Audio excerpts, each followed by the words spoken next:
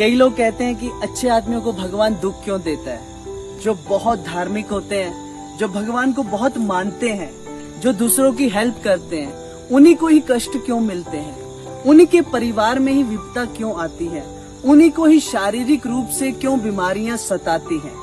तो इसका बहुत ही सुंदर आंसर है।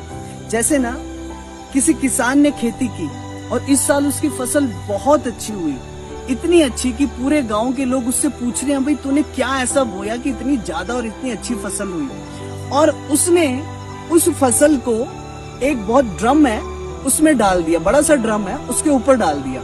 जब उसने उस गेहूं को उस ड्रम से निकाला पीसने के लिए, तो चक्की में जब वो आटा पीस के आया तो आटा बड़ा खराब था।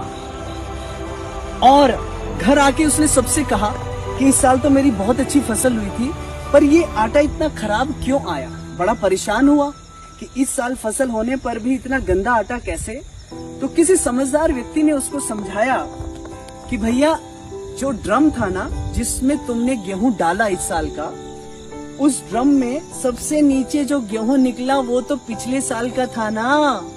अरे गेहूं जो ऊपर डाला इस साल का वो तो ऊपर है, पर जो तुमने निकाला जो नीचे था वो तो पिछले साल का है, और पिछले साल तुम्हारी फसल खराब थी।